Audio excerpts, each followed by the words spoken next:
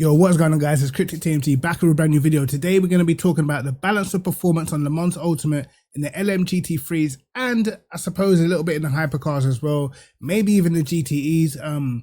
Yeah, certain things I feel like can be balanced a little bit better, but in the whole I don't actually believe it's too bad. But anyway, we're going to get stuck into the video. Remember to leave your comments in the comment section below. Let's get into it. So right about now, in terms of BOP, I'm going to first of all focus on the LMGT3s. I believe the BOP is decent, but there are certain things that probably need to be readdressed in terms of the balance of the cars. Do I believe it is as bad as what ACC is? No. Could custom BOP be something that could further improve things? Maybe into the future, but again, cars are very hard to BOP. I can't lie, it's pretty difficult to actually BOP cars because you have to think about on the whole, on all circuits, it's going to depend on, you know, if you're doing a custom championship, depend on the calendar as well. So that's why it's pretty hard to BOP cars. What I think is probably more of a pressing issue is probably tire wear. Some cars, they're able to compete in terms of lap time, but when it comes to actual tire wear and, you know, the longevity of the car over a stint, that's where some cars tend to struggle. I've had that myself in the Corvette, where you can do competitive lap times, you can qualify at the front, but during like an hour-long race, the car tends to sort of fall off quite a bit, and that's maybe more of an issue where things could be balanced. Again, there's going to be certain circuits where some cars will excel more than others, some cars excel way more than others. For instance, around Interlagos, the BMW is pretty bad compared to the Corvette, where it is extremely good, you know, and that's where you get a big disparity in lap time. And of course, those sorts of things that I believe could be readdressed with, you know, a better BOP. Of course, you've got the McLaren, which for the most part is pretty much strong everywhere. I would say probably apart from the Le Mans circuit in the last sector, it tends to struggle extremely hard. And again, you've got like the Ferrari, which probably overall has a bit of everything. It's got the rotation, so in the fast corners, it's still able to be up there in terms of the corner speed and stuff like that. That's why it's so fast in the middle sector at Spa. It's pretty quick in the last sector at Le Mans.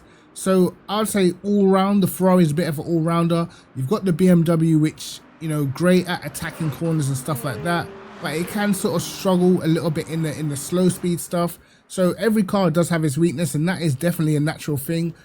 I think though, to really address the balance of performance, a lot of it's got to do with, you know, tire wear. For me, from my experience so far, it just seems to be that some cars are so much better on tires than others that, you know, the disparity by the end of the race can be pretty big. Could that be down to setup?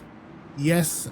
Could that be down to driver? Yes. But then you also have to think about, there is a lot of the times we're doing fixed races where you can't really change the setup. So, you know, in those sorts of situations, there's not much you can do to sort of readjust the balance. Like for me personally, I was doing the daily race around Fuji in the Ferrari GTE, racing against the Porsche. Now I managed to get pole position. The lap times, you know, when your tires are good, lap times are extremely close between like the Ferrari, the Porsche.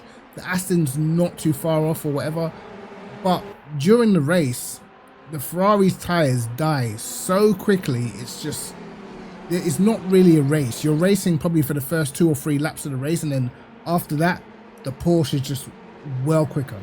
So in that race, I feel like I did pretty well on my tires. I managed to make them survive. And, you know, even though I was on pole, I probably lost out about 6 seconds to the leader who was in the Porsche. But there was another guy in the Ferrari who was, at the beginning, he was keeping up with me, right behind me. By the end of the race, he was something like 15 seconds behind, because obviously he didn't look after his tires as well as I managed to. But I do know the trend with the Ferrari. It does tend to just completely die on tires. And that's where I feel like things need to be addressed a little bit. I do understand that you can't make all the cars perfect on tires, because then the Ferrari will technically have no real weakness, because it's so much faster down the straight. It's very good in acceleration as well. It sort of, you know, negate the reason why you would use the Porsche a little bit. The Porsche, I think, anyway, is a little bit faster through the fast corners. It's got a bit more rotation, but you know, the tire wear disparity between the two cars always kind of makes it like, what is the point in using anything else? And that's why I feel like Le Mans can sort of do a little bit better, because even in a 20-minute race, for the tires to die off so abruptly is, you know, is a lot. So just imagine a race that's 45 minutes or an hour.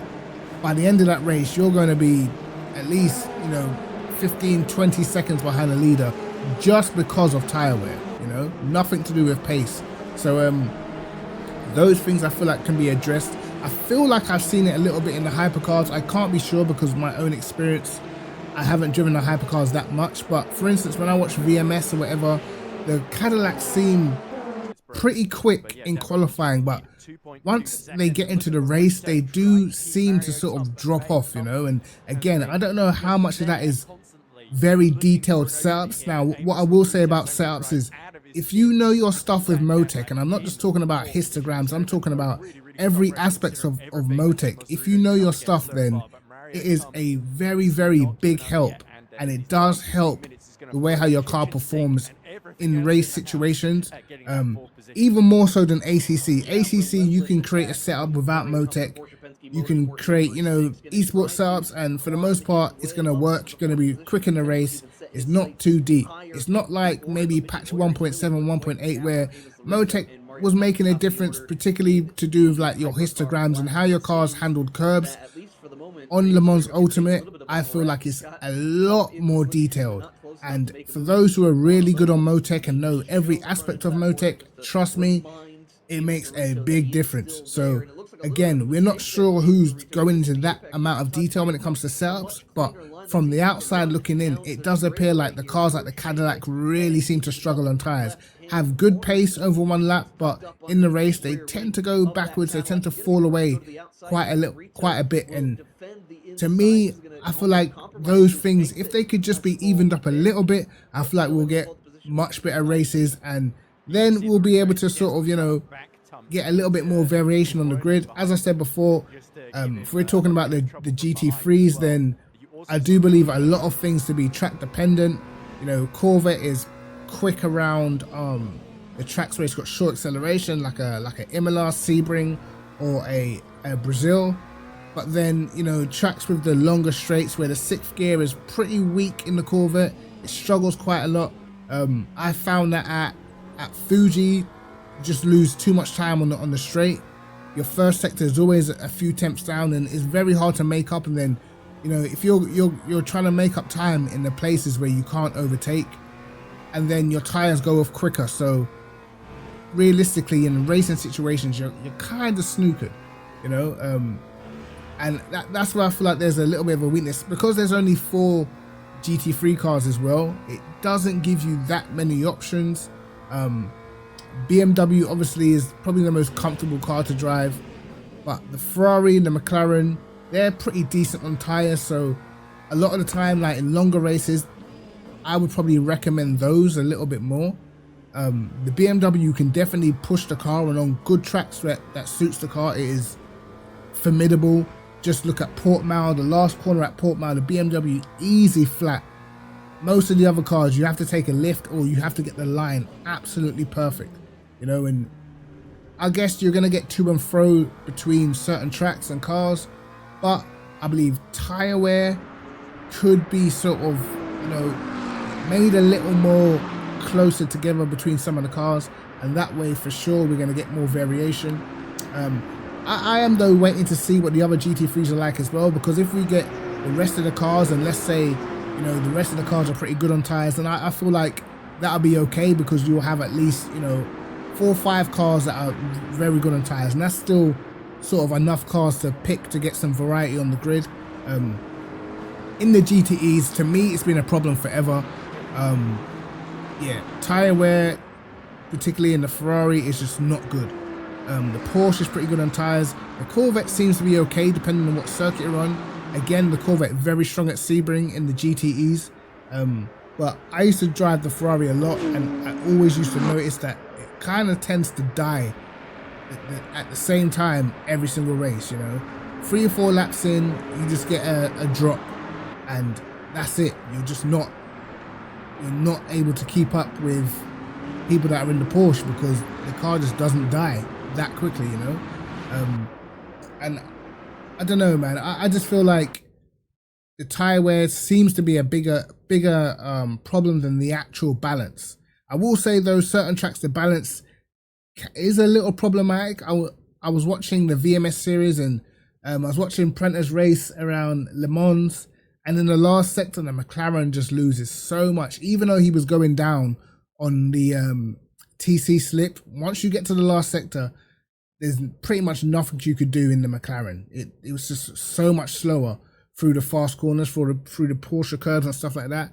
And I even remember Darren McCormack when he was playing Le Mans Ultimate, and he was able to match his BMW time in the Ferrari. So I think he was doing 3-minute 56s for quali, and he managed a mid 3-minute 56 on both cars, almost identical lap time. And then he tried the McLaren. Of course, this is all on default, by the way.